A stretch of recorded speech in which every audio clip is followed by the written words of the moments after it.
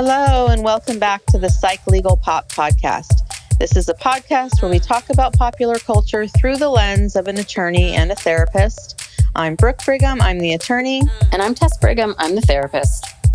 And today we are going to be talking about a new docuseries on Netflix called Gonegirls, the Long Island Serial Killer. And this is directed and produced by Liz Garbus, who is a well-known documentary filmmaker. And it's a very good documentary. I'm going to start with reading a synopsis of what the doc is about. And it's a little long, but there's a lot going on here. And we wanted to get all the general facts out there because we don't want to have to, go through them. We want to be able to talk about the bigger issues. So, anyway, this documentary, Gonegirls, the Long Island Serial Killer, is a 3-part Netflix docuseries directed by Liz Garbus, released on March 31st, 2025. It delves into the Gilgo, am I saying that right? Yeah, I think so. Gilgo Beach murders on Long Island, chronicling the 13-year investigation that led to the arrest of Rex Heuermann in July 2023. The series examines the case through the perspectives of the victims, their families, and law enforcement. It highlights the challenges faced by the victims, many of whom were sex workers, and the systemic issues that hindered the investigation. The series spends time on the first 4 located victims and the long search for justice their families undertook. These women, Melissa Bartholomew, Amber Lynn Costello, Maureen Brainerd Barnes, and Megan Waterman, were originally known as the Gilgo Four because they were all found along the same stretch of Long Island's Ocean Park near Gilgo Beach in 2010 and 2011, during a search for another missing woman, Shannon Gilbert. More fascinating is just how close the case came to never being solved at all. In 2023, Heuermann was arrested for the murders of the Gilgo Four. Since Gonegirls wrapped, he's been charged with 3 additional murders, those of Jessica Taylor, Valerie Mack, and one woman, Sandra Castilla, who'd been long thought to be the victim of an entirely different serial killer. Because these arrests happened after or near the end of Gonegirls filming, the documentary doesn't spend much time at all on these 3 women. It spends even less time on the Long Island serial killer's 4 other probable victims, 3 of whom are currently still unidentified. With the investigations into the first 7 murders wrapping up, it's uncertain what will happen to these 4 cases. For years, the Suffolk County Police, under the leadership of longtime Chief James Burke, fielded criticism for botching the Long Island serial killer case. Even as the case became national news, an infamous true crime mystery and a frequent topic of true crime docuseries, and even a previous Netflix docudrama. But just how badly they botched it didn't become clear until the investigation was in new hands. Once the old guard was no longer in the picture, the new investigation ramped up with remarkable speed. In 2018, a new police chief took over and promptly restarted the investigation. In 2020, authorities released the most famous piece of evidence in the case, the belt buckle found at the Brainerd Barnes crime scene. Then, in 2021, came yet another new police chief, Rodney Harrison. Shortly after assuming office, he announced a new task force dedicated to solving the crime. Harrison's task force, working from an abundance of phone records tied to the suspect's trove of burner phones, identified Heuermann within just 6 weeks of starting to look for him. Under Burke's tenure in one of the highest-profile serial killer cases in American history, his department did the bare minimum and never traced the phone records of a suspect. Gonegirls makes clear that the answer boils down to hubris and corruption. Between May 2010 and December 2011, the time between when Shannon Gilbert went missing and was ultimately found, authorities had actively investigated the case, repeatedly searching the marshlands along the shore, and eventually locating the remains of 11 victims, including Gilbert. Yet progress stalled when Burke, a longtime protege of the county prosecutor Thomas Spoda, took office in 2012. Burke spent years refusing to work with the FBI, which according to the documentary had initially taken the lead on the investigation of the phone records. When communication between the feds and the cops broke down, so too, it seemed, did the investigation itself. But Burke had bigger problems. He spent most of his tenure as police chief attempting to cover up the brutal beating of a suspect after a bizarre 2012 incident. The suspect, Christopher Loeb, allegedly stole a gym bag full of sex toys and porn from Burke's SUV, not realizing it belonged to the police chief. Burke reacted by sending a horde of officers to Loeb's residence to arrest him and locking him up for the next 48 hours. Burke visited Loeb's house himself and removed a litany of items. He and other officers physically assaulted Loeb, repeatedly denied him access to his attorney, threatened to arrest and sexually assault Loeb's mother, and choked him to unconsciousness, all while falsifying police reports about the arrest. Burke's efforts to obstruct the FBI's investigation into the beating ultimately led to criminal convictions for himself, longtime county prosecutor Thomas Spoda, and the former anti-corruption bureau chief. Multiple members of the Suffolk police force were forced to resign and face charges over the scandal. The Long Island serial killer investigation was clearly a casualty of Burke's corruption and the war between the police and FBI. After the investigation finally relighted itself, however, results came fairly swiftly. Prosecutors are moving forward with the charges concerning the murders of 7 of Huberman's alleged victims, and the triumphant task force has recently expanded to tackle other unsolved cases. And presently, Huberman is going through no trial date has been set. They're going through pretrial hearings regarding the use of DNA. The prosecution wants to use a certain kind of DNA testing called nuclear DNA, and the defense is arguing that it's unreliable. The last hearing was April 2nd, so that'll be ongoing for a long time. So unclear when this case will ever get to trial, because there's so much pretrial stuff that's going to have to happen. He's being held, I assume, with no bail. Okay. Yeah. Yeah. So, there's a lot to this case. So, what did you think of the series overall? Overall, I liked it. I thought it was very good and very well done. I mean, I knew bits and pieces of this case, but I didn't really know the full scope of it. And, we're on the West Coast, we're in California. So there's like all of these places. I mean, I don't think I've ever been to Long Island. I've been to New York many times, but I've never had gone to the Hamptons. I don't know what life is like out there. So, so it wasn't on our radar. I think it, what is tragic about this case is they had a description. This guy was not like he was 5'10", nondescript white guy, could blend into a crowd. I mean, he was very tall, very big. He stood out physically. He drove a car that stood out, that not many, there weren't a lot. Like, it truly, truly was so easily solvable because they had a lot of the elements there. When they finally just stopped and started working on it, it took them 6 weeks. And that's what was so frustrating is many women died after that point. Yeah. Well, it took the new people 6 weeks. Yes, it took the new people 6 weeks. It was the fact that, it irritates me that Spoda got 3 years in federal prison. Burke got 4 years in federal prison. Seems really short to me personally for what they did. Obstructing justice. But yeah. And so the other part that I was confused about, because really, if you look at the timeline, Shannon Gilbert, who really started this whole thing, her disappearance, she disappeared in 2010. They did not arrest Rex. They did not. Rex. I can't pronounce this. Is it Humerman? Humerman. They didn't arrest him until 2023. So, 12, 13 years of. And then the other thing was that they found bodies that went back to 1993.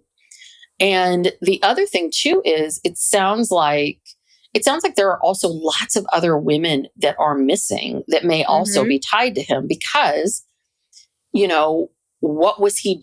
There was obviously he was, you know, prolific at this one point, but like I think Amber Costello? She was the last known victim, and that was in 2010, 2011.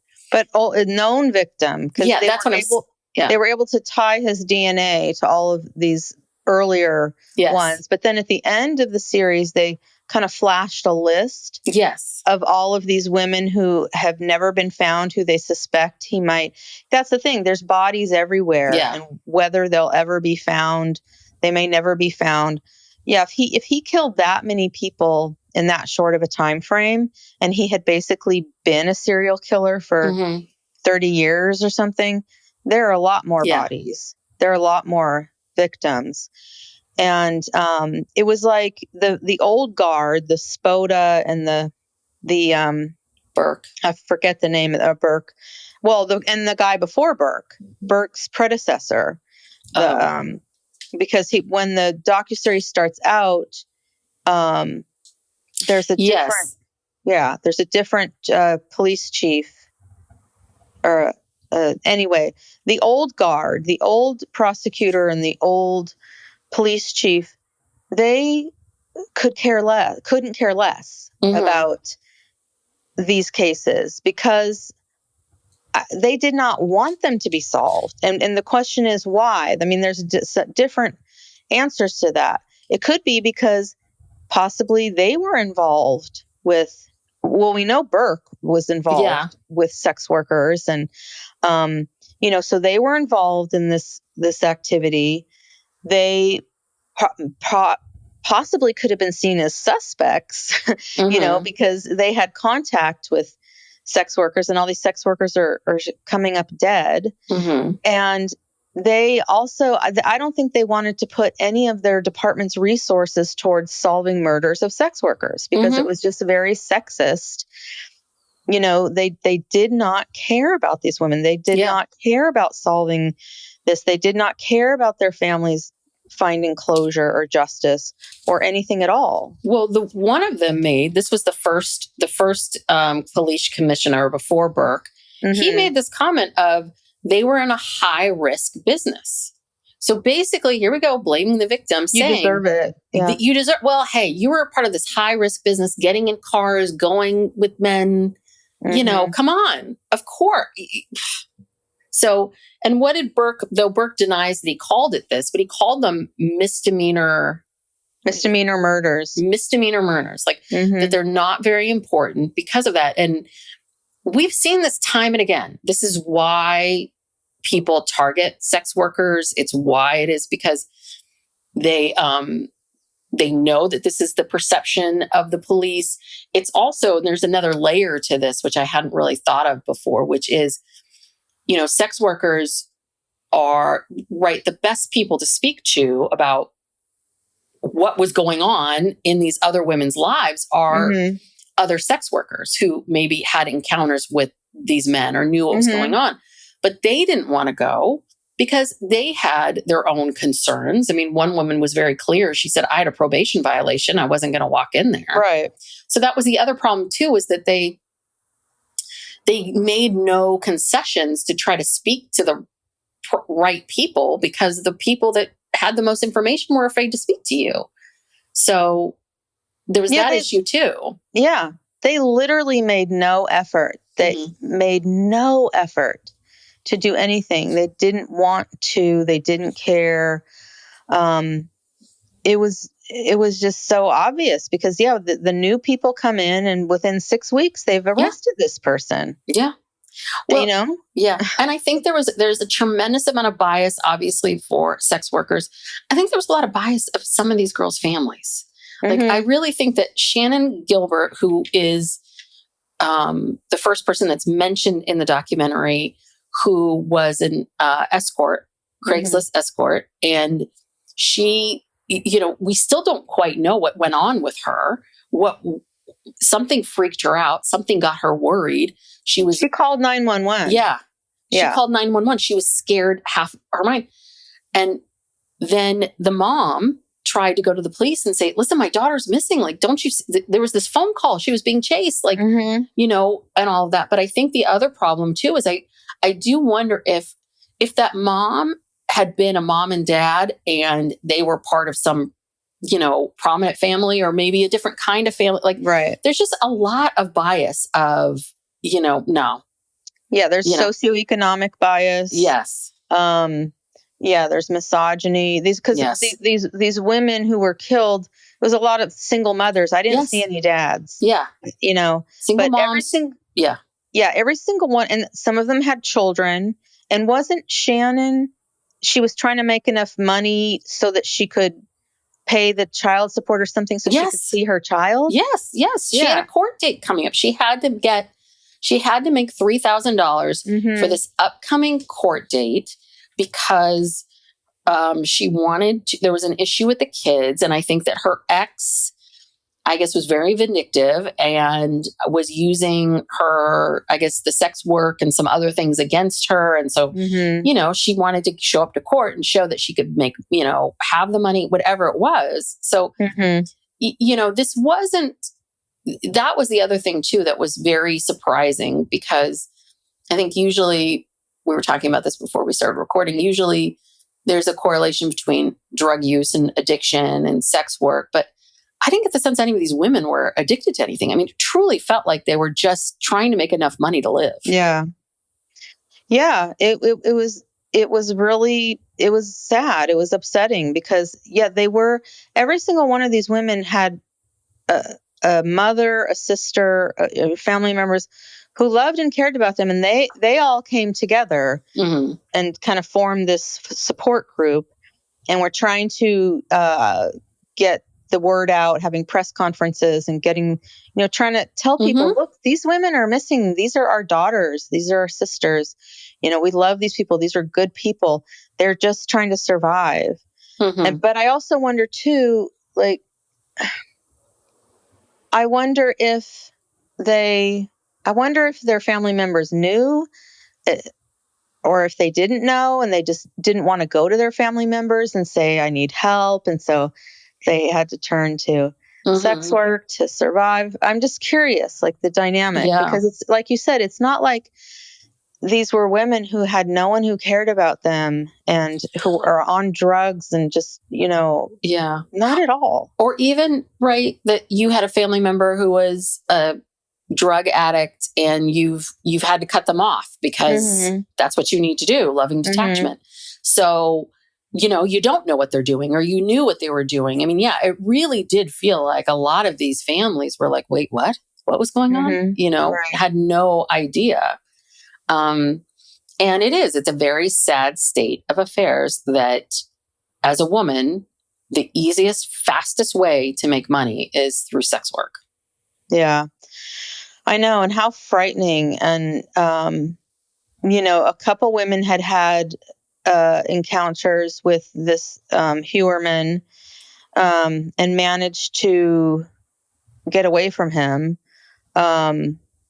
What was the woman's name? Taylor, who was that her name? She started to realize that she was in his house. Yeah, that was the beginning of episode 3. Let me look.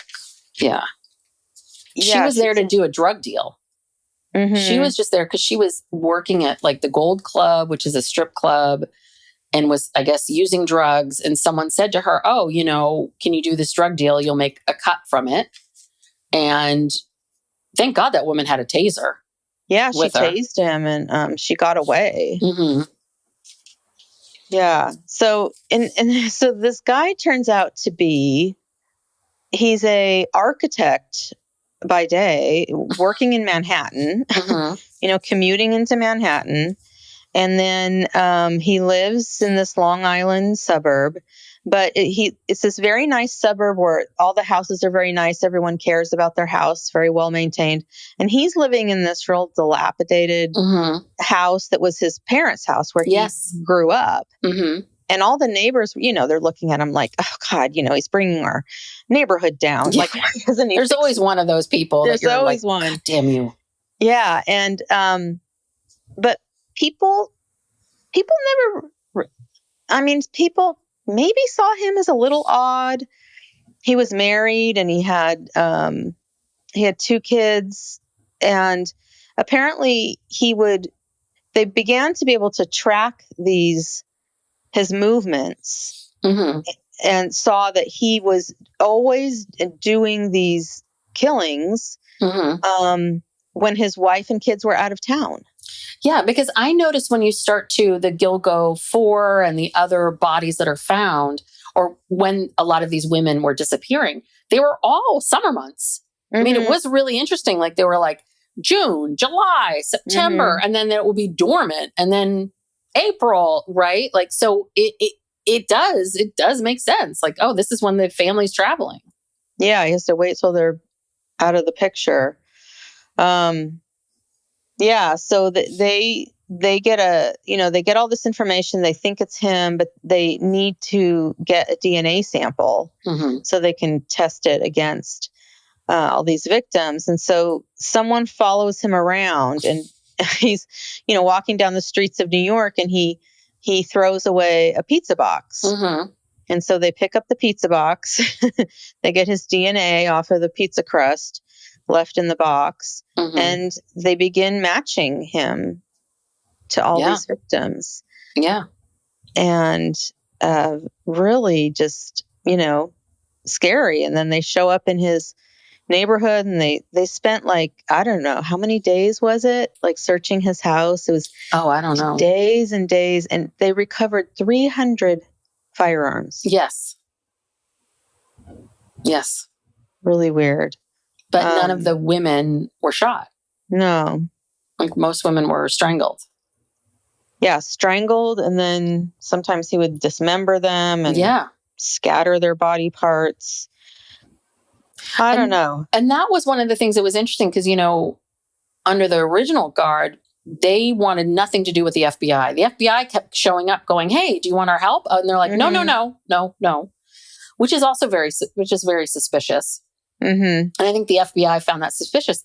But, their profilers said that he would be a middle-aged white man who's socially competent, but that was really blends in well, probably a family man, but also really devious. And Amber, I mean, this is the part that is just will make you pull your hair out. So Amber Costello is the last known victim that we know of. And she had these 2 roommates who encountered Rex and Amber at one point. And they called the police. They told the police, no, this guy is 6'8", 300 pounds. He drives a green Chevy. They gave this perfect description. And when they actually did the police work, they found that, there's only actually one green Chevy truck that matches that. And that belongs to a guy that's 6'8". Oh, huh.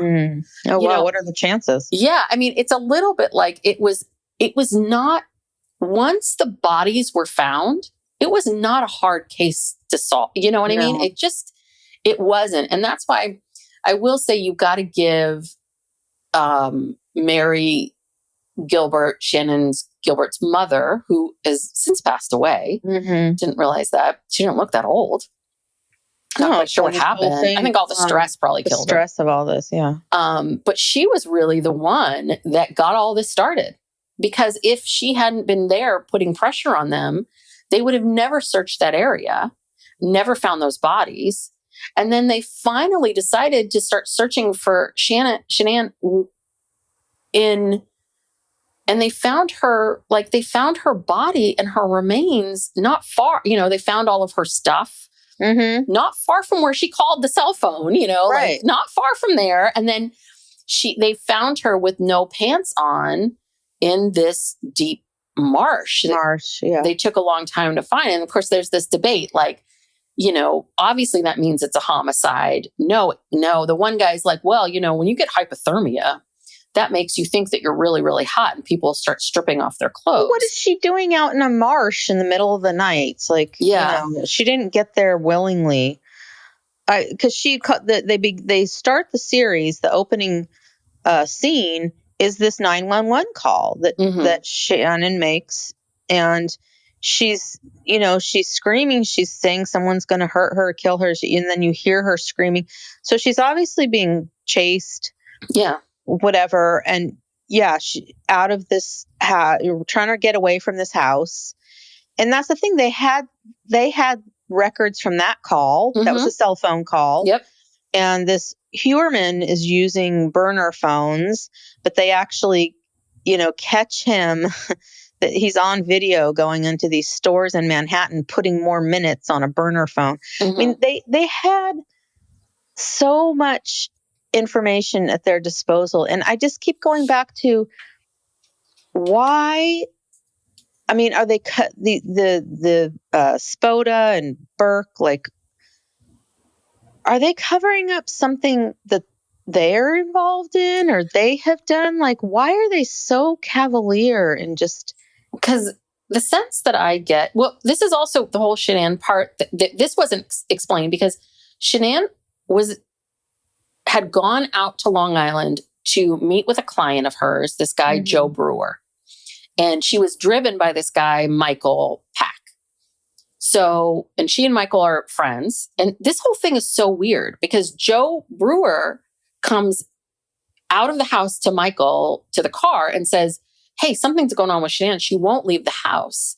She's freaked out by something. And I'm like, so what is the connection between Joe Brewer and Rex? And what happened in this house? This is the part I'm so confused about. And Michael Pack is her friend and driver. And I would think, like, your main thing is keeping this woman safe. Right. And so he looks around for a few minutes and then was like, okay, well, I went back to the city. That was weird. Like, so much of that whole story was very bizarre. Because it wasn't, I mean, I don't understand how Rex was part of that. That was the part I didn't understand because she went to see Joe Brewer. This wasn't near, this home that she was in wasn't near the home of Rex. So, well, maybe Rex did Rex show? Was he friends? Was with Rex John? There with Joe? He must have been there. So, but then Joe wasn't owning that. So Joe knew that, like, because that was Joe's house, Joe Brewer's house. Yeah, that's the part that's strange. I don't quite understand. Yeah, because they found the DNA. I mean, she had his DNA on her. Yeah. So he must have been there. Was Joe Brewer friends with Rex? And had to have been. That's the only connection. So, I mean, she died obviously that night. Yeah. So. Or not. I mean, well, she's right there. She died in the marsh, land, like out behind the house. She didn't get that far. But she was strangled. They were strangled. Yeah. So first they finally, after Mary's gone to the police constantly and begged them, 19 months later, they finally searched the marsh. They finally are like, okay, well, I guess we'll spend the money to search the marsh. They search the marsh. They find her body. And then they say it's the medical examiner makes it undetermined. So that's when they then get the famous Michael Bodden to come in and say, well, her hyphoid, the high something thoid bone, whatever the bones are. He said that is strangled. Those get broken when you're strangled. Like this woman was strangled. Like this is a homicide. Just all of it. I mean, it was terrible. When they found the first 4 women or the first woman at Gilgo Beach, they called Mary and said, hey, we found your daughter, without doing any checking or DNA, and then had to call her back and be like, oopsies. Yeah. I mean, poor Mary. I think this is what killed her. I really do. What killed her, yes. I mean, this poor woman, all of those mothers, I mean, they just, who isn't there some kind of protocol? How can you call someone without doing the DNA positive test? Identification, yeah. So, yeah, it is. I think all of that's really weird. It's hard to know what was going on with these guys with Spoda and Burke, because obviously I think their hands were in a lot of things. I think this is what was going on. I think that these were low value importance to them, wasn't going to help them or their careers any way, shape, or form, investigating these murders. I think investigating these sex workers may bring up some kind of connection to them. Right. So they didn't want that to happen. Right. And I think they justified it by saying, oh, these women, They're sex workers. Like, who cares? And then I think the other thing was that Burke apparently had many, many internal affairs. He was under investigation. He had issues.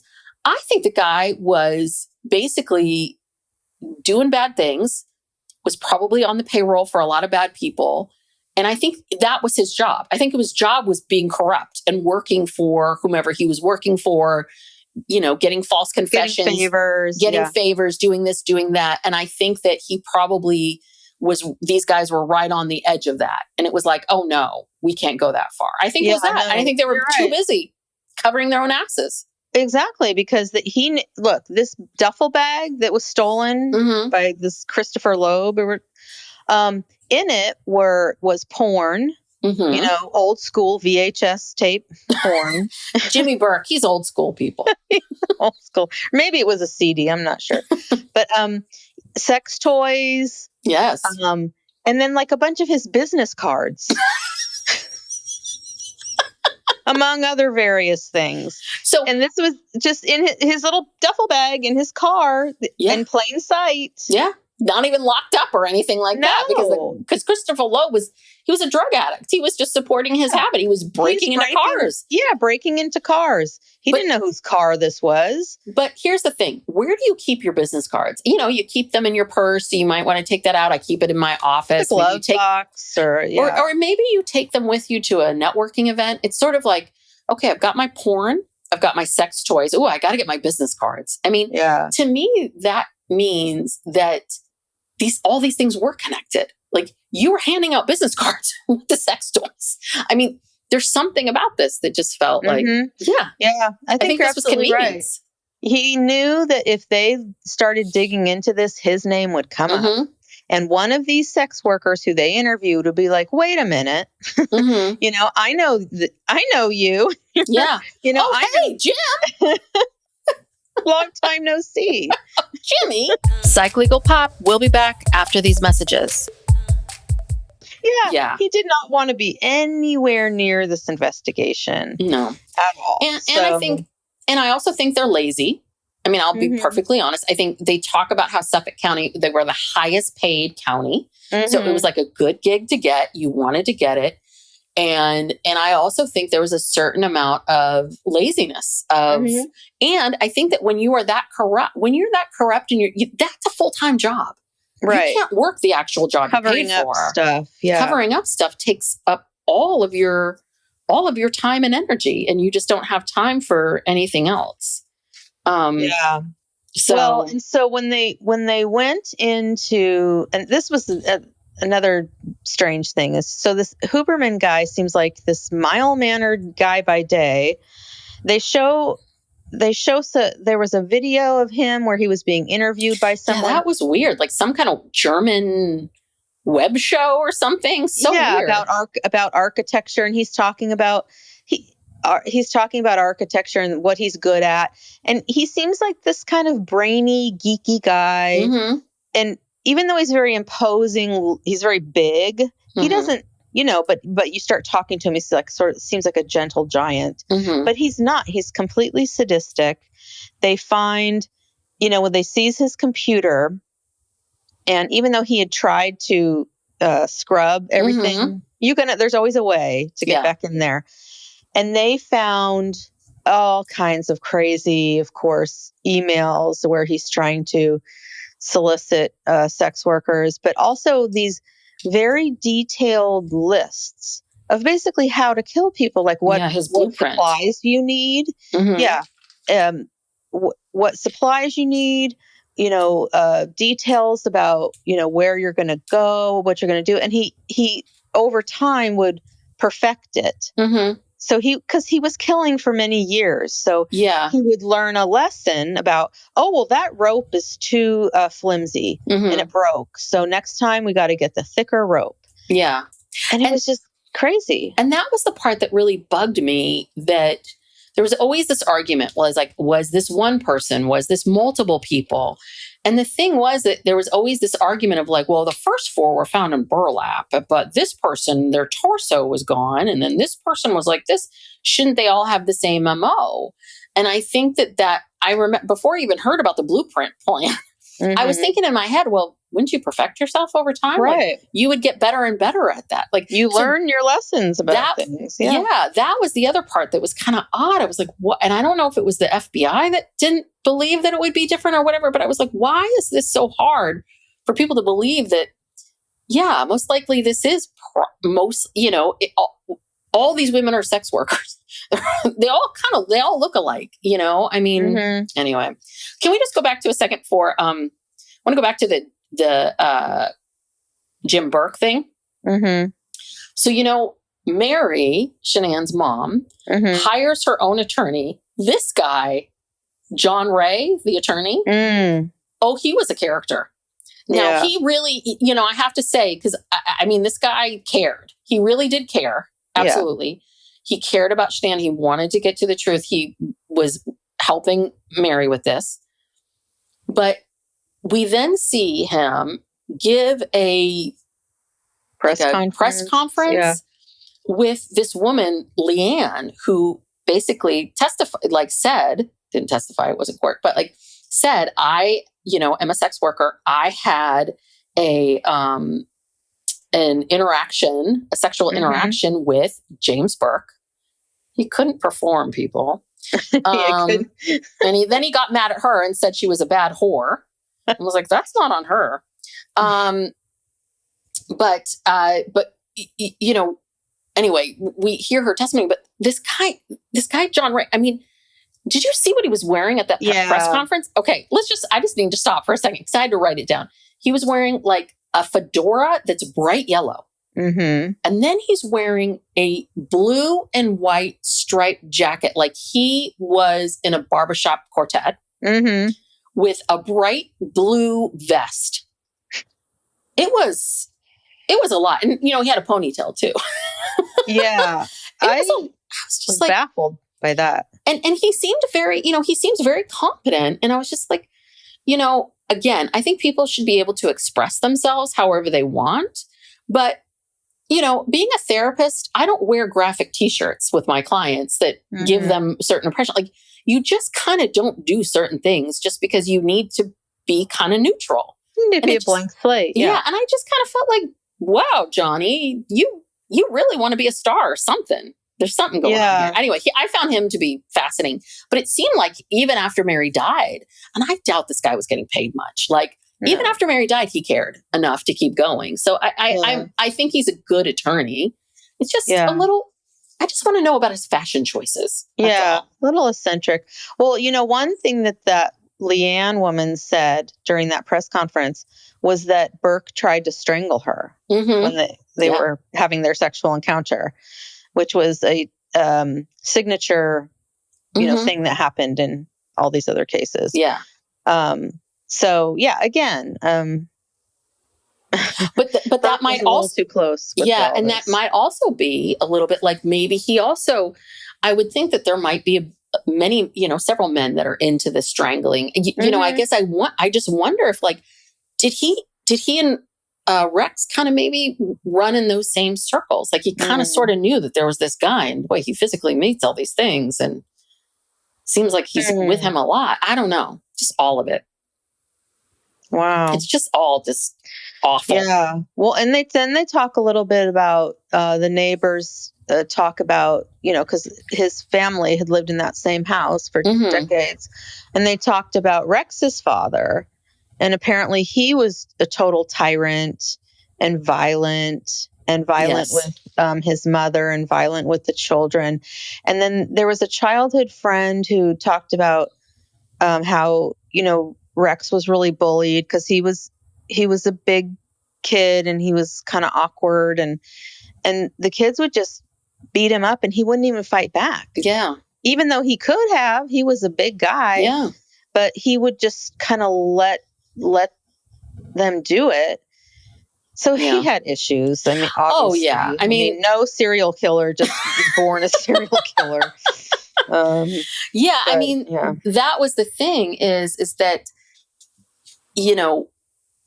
I think that was what was so bizarre about it. Almost like the neighbors didn't believe he was an architect by the state of his home. Right. Because I don't know if you know many architects, but any architect client I've had, any architect that I've known, they put a lot of pride in their homes. Like interior designers, people that do this for a living. Like I can understand that you have certain,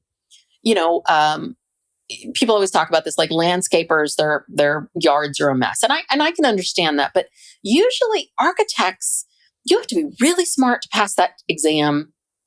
And it's not an easy job. And it seems so odd that here was a man who was in this abusive home growing up.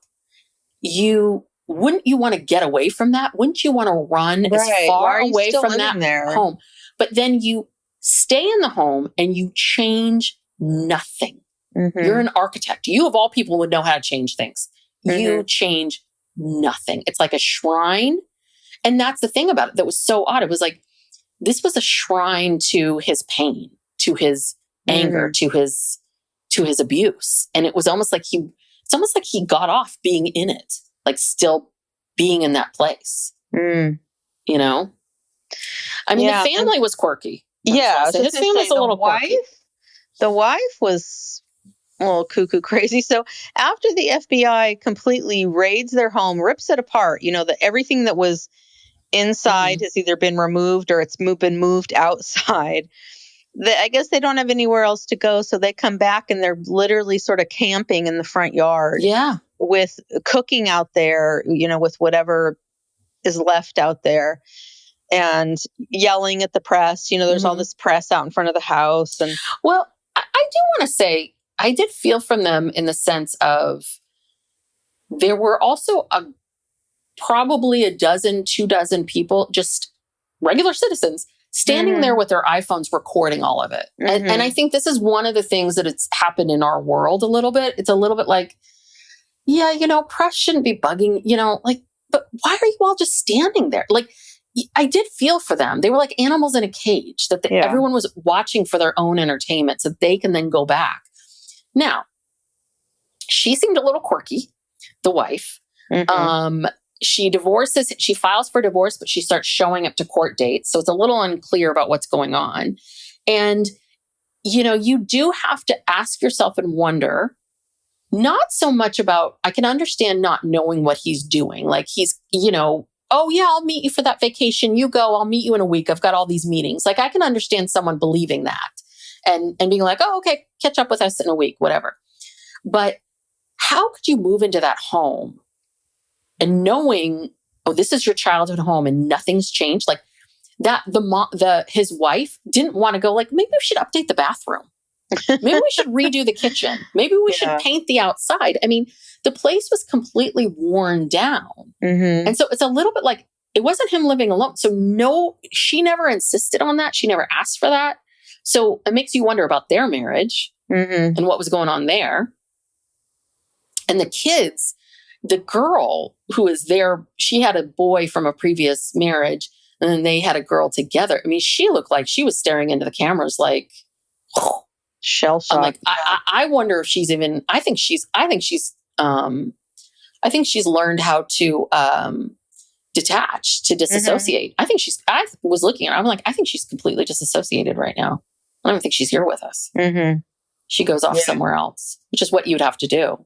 But that was weird to me too. Like, you met this man, you married him, you brought your son into this world and you didn't ask, like, hey, why are you still living in this house? Even if you didn't know about the abuse, why haven't you updated the kitchen? You're an architect.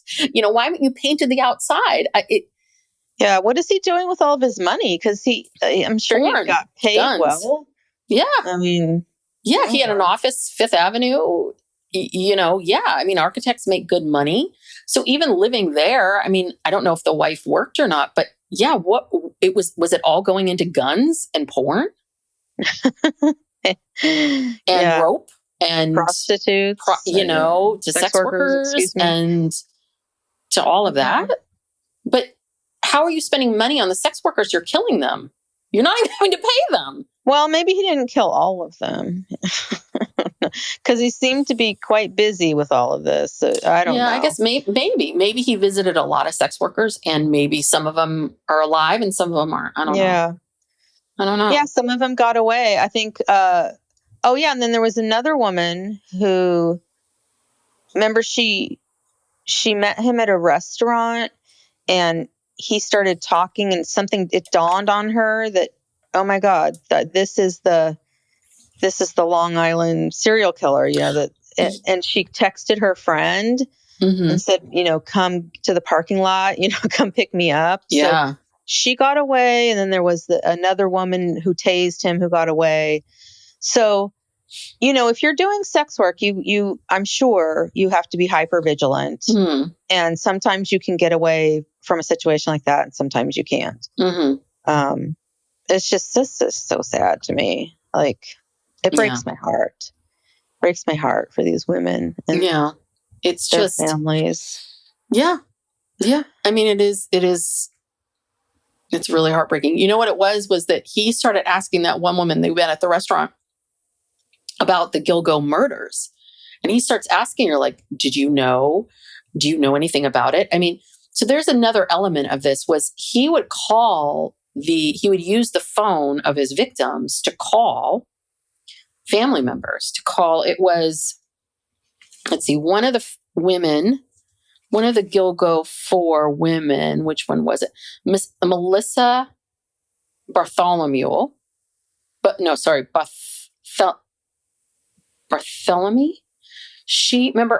It was her sister who got a bunch of calls from Rex, like taunting her and telling her things like, oh, your sister is in a, oh, this is right. So, Maureen Brainerd Barnes, her friend got a phone call from a blocked number saying, oh, I know where Marie is. I know Marie. And that was Maureen's name that she used. And that told her, like, oh, she's not missing. She's in a whorehouse in Connecticut. And then he was calling Melissa's sister and scaring her half to death and calling her. So this was like a little bit of a thing that he would do, is like taunt the women. But it sounded like that. I think that was a part of it, was that on these dates that he went on, he was starting to tell women, like, well, what do you know about this person? And what do you know about that person? And the woman that got away, she said that he kind of did all those classic things that sociopaths do, where he says, woman 1, woman 2, woman 3, not Maureen, Megan, Amber. Yeah. Not saying their names. Well, and also when they were searching his hard drive, they found all these searches that he had done where it was like, why hasn't the Long Island serial killer been caught? And, asking questions about the case. Yeah. Like trying to get information about maybe what he's doing wrong, what he needs to do differently, if anyone's on to him, if there's any theories out there on the internet that would lead to him or point to him. So he's concerned about getting caught. So yeah, there's almost this methodicalness, if that's a word, to all of this. And that, I guess that's the architect brain or whatever, he's very detailed and meticulous in all his lists and all of it. And I think that was also part of, isn't that part of it all? I think he likes, he has this little secret about himself, and then he kind of dangles it, and he kind of tests. I mean, he definitely tests the women that have lived to tell the tale, talk about him, like testing them a little bit, asking them lots of questions and to see, how would they react. And I do believe, that is a form of, it's like a sadomasochistic pleasure, right? Because wanting to watch someone be mortified. Like he got off on calling the sister and scaring her half to death. Oh yeah, so, definitely. Yeah, he's a real winner. God. Oh, well, this case is going to go on for a while. I mean, he's being charged with at least 7, right? Or is it up to, no, 7 as of right now. But, now that they know who this guy is, I mean, if any bodies show up, they're going to know who to look at. And this is I mean, I wonder if it's going to actually go to trial. I mean, Well, he's trying to fight this DNA because the DNA is the key thing. yeah. I mean, without the DNA connection, because the defense is trying to argue that the DNA that they're trying to use is unreliable, and they're probably also arguing it was, not handled properly. All those objections and all those arguments they're going to make, but they really need that DNA because otherwise, what do you have? That's why it took so. Well, I mean, you still have the cell phone stuff, the tracking of where he was. We also have, I don't know if they can, we have other women that have had these encounters with him that are alive, though I don't know if you can bring that in. Yeah, because you can't, well, if you can bring it in to show like a pattern, a course of conduct. But you can't use like one bad act to prove, that you did another bad act. But if he's a serial killer and there's similarities, that's all the same, then that's different. But yeah, I mean, I guess you have the cell phone records, you have all the stuff that they retrieved from, I wonder if they have like direct communications between him and these women. They must they have on the phone records. I mean, at least you also have, again, this is the part that's so frustrating, is because I can't remember, I don't know if it was a reporter or if this was a cop who said, Amber Costello was the last known victim. They knew that the minute they found those bodies. She was the last known victim.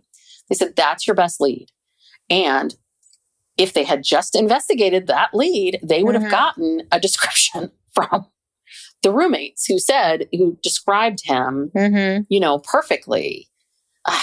It's just the wake of destruction of all of it. Just the corruption and how many lives were ruined between Burke and Spoda.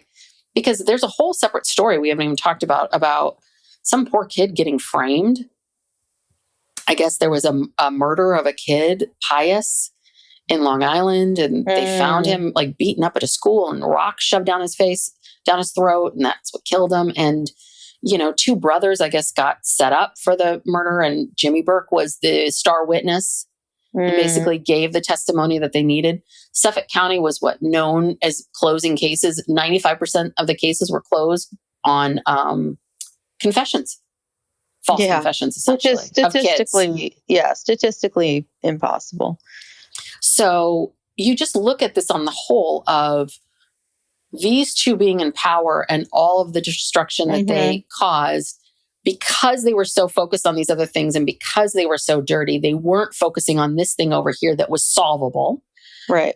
People are now in prison that shouldn't be in prison. And the other guy that was arrested, there's another person that is he says he's innocent, is John Britoff.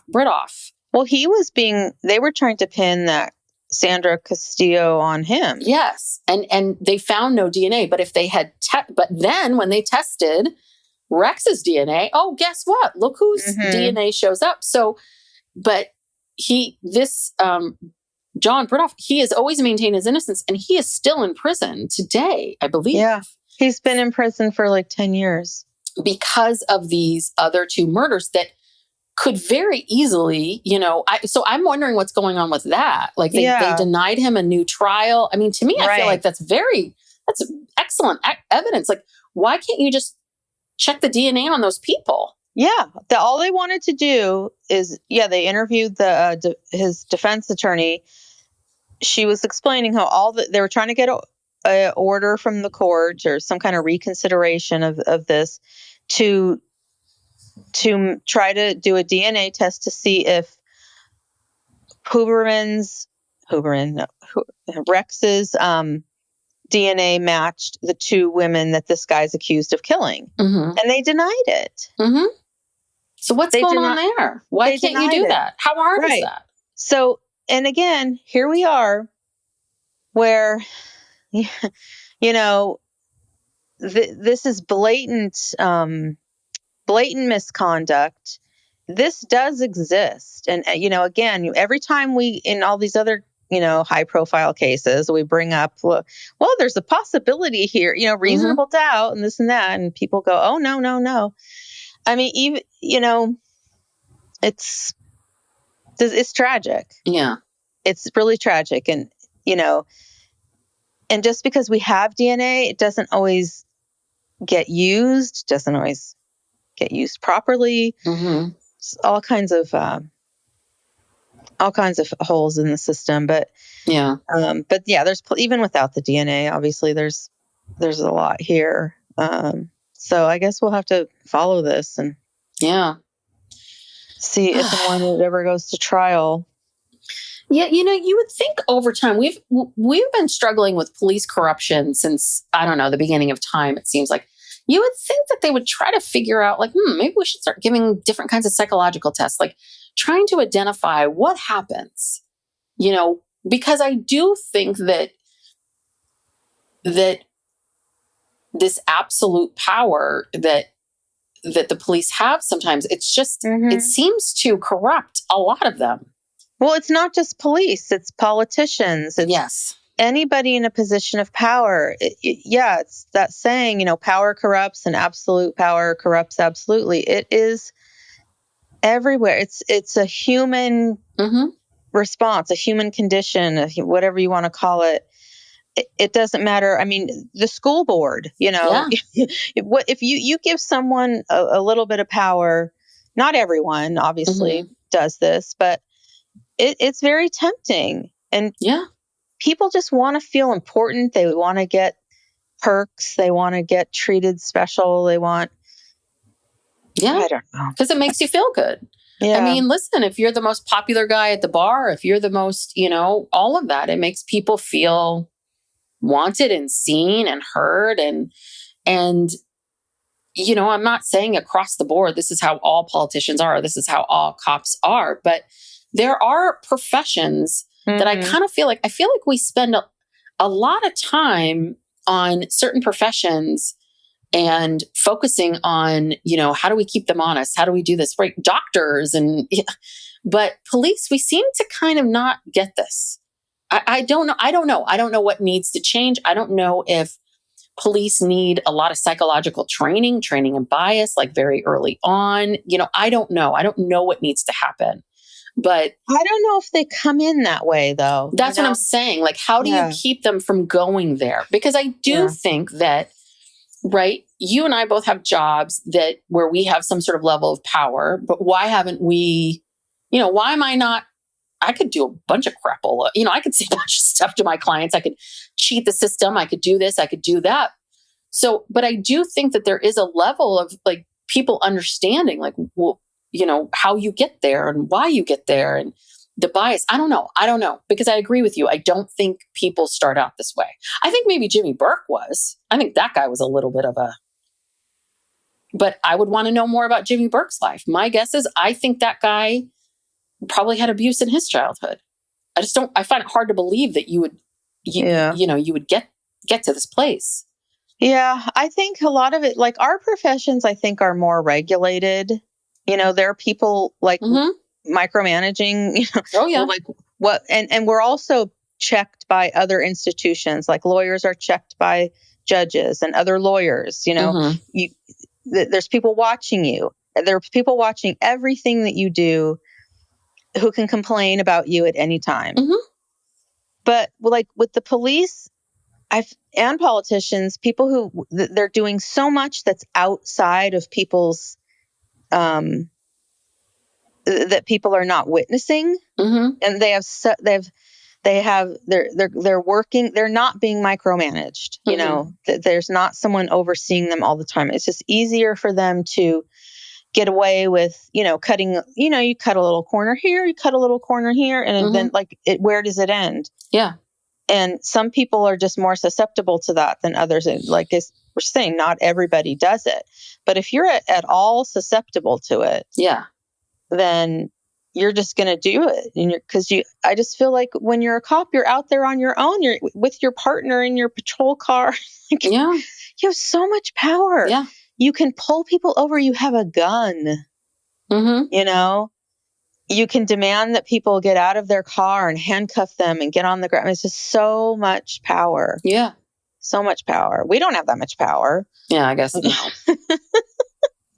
Mine's all just psychological. Just mentally. But yeah, but there is that feeling of like, okay, so why am I being regulated constantly? You know, and I understand why. Both of our professions we should be regulated, but police should be regulated even more. And that's why, I mean, that's important to, you know, have oversight for these, for these roles and these jobs. And that's the other thing that's really frightening is apparently James Burke had this very long line of internal affairs investigations. That means how many people never reported anything and never said a word? That is the other part of it. Yeah. Like if you've got a dozen or so, that means you've got at least 100 and 200 incidents easily. Yeah. So that's the other scary part. Like at what point internal affairs do you go, it's like Bill Cosby, 80 women? Yeah. You know, there's a little bit of like, at what point do you say, oh, okay, there's a pattern here? I don't know. I wish I knew. And I just... Well, to me, I feel like they need more women because, you know, what happens is they get rid of these two guys. They hire this woman from the FBI. She comes in, she gets things rolling with the case. And then then she leaves. The next commissioner is a person of color. He then gets the thing done. I'm like, of course, the woman, the person of color, of course. Shit. Well, that's the thing. Yeah, we've covered a lot of documentaries where it's a woman law enforcement person who cracks the case and who goes, wait a minute. You know, it's like, something's not right here. And yeah, I mean, I think that's part of it. Not to say that there aren't women who are capable of that, but there are less of them in these positions. So maybe we just don't hear about it. I don't know. There's something about, you know, the men and the kind of, I don't know. You know what it is? I think there's something with men and power and sex. Because I think that some women like power, but I've never felt this great need to be uber powerful and want to lord things over people. And I think that I don't know. I mean, I think the other part of it too is I've never had some desire to visit sex workers or, you know, just that there's something about that. I don't know. Yeah. Men and women are different. Yes, they are. This is why women need to be running the police. Why don't we just let women lead? Give us 5 to 6 years. I bet we could take over a county. Yeah. You know? Give us a chance to take over, like a whole city or something. Yes. And let's see what happens. Yeah. And, you know, if we screw it all up, then okay. Fine. But, you know, give us a chance. But I don't know. I've seen a lot of police investigations about male police officers. I don't know. Someone, please correct me if I'm wrong. I will absolutely see. I can be wrong. So I want to hear about a female detective that was sleeping with sex workers and taking advantage of the system. If you know it, please tell me. Yeah, I'm open to hear about it. I just have never heard about it. All right. Well, although our next movement, women police commissioners. Although, you know, there does seem to be something on the rise with these women, mostly like teachers, having sex with teenage boys. Oh, yes. What is going on here? I don't know. Yes. I just saw some video the other day. This, you know, and it's a little bit like, wait, what? What is happening? But why is this happening now? Yes. I mean, obviously there's been a lot of male teachers that have preyed on students, but there have been a lot of female teachers. That is maybe there always has been. Maybe boys just feel safer being able to come out and talk about it. I don't know. Maybe they're just getting caught more. I mean, I think there was less, but I think the thing is that I think that the boys don't see it as a bad thing for a long time. Mm-hmm. Right. I don't know if did you ever watch that movie with Anna Kendrick? It was called, no. And it wasn't Anna Kendrick. I think it was Mara Rooney or one of the Rooney sisters, called A Teacher. Oh, I've heard about it. I didn't watch it. I want to say it was like it was pre-COVID. So I want to say it was like 2018, 2019. And it was about this woman. She was married. She was about 30-ish, like late 20s, married, unhappy in her marriage, wasn't working out. But she takes up with this student and they kind of like, quote unquote, fall in love. And then she gets caught. And, but one of the pieces of it is we see him, the kid that she had sex with, we see him a year later at college, and everyone at college knows what's happening. They all know that, oh, you're the guy that slept with the teacher and blah, blah, blah. And he was like kind of known as the stud. Mm-hmm. But he was really he was struggling, really, really struggling because, I think he was starting to recognize the power imbalance and the fact that he was a kid and wait a second and all of that. So I do. Yeah, you're right. It may be that until recently, it hasn't been acceptable for men to say that wasn't okay or that wasn't consensual. Yeah. There was another movie that Julianne Moore was in. Yes. Where we talked about this. Yeah. She has sex with like one of her children's friends or something. Yeah. It's kind of related to, there was a lot of similarities between that and Mary Kay Letourneau. So we talked about Mary Kay Letourneau and we talked about that. This was Uncle Bill was one of our recommendations. We talked about that movie, the Julianne Moore movie. And it was and she had this young husband. But, they started their affair when he was a minor. Mm-hmm. And, remember he worked in like a fish, a store, like a pet store with the fish and the aquarium. Yeah. That's how it's, I don't know. Mm-hmm. Anyway, so then they end up, they get married and have children. Mm-hmm. And then, of course, he's like this very young dad. And then the kids start to become teenagers. And she's kind of I don't know, she's on pills. And she's kind of like, it was, I think it was a good movie. I can't remember now. No, I think some people liked it. Some people didn't like it. It had a weird style to it. Julianne Moore was kind of nothing wrong with her acting, but I think her character was supposed to seem a little out of it a bit. And but there were a lot of parallels between that.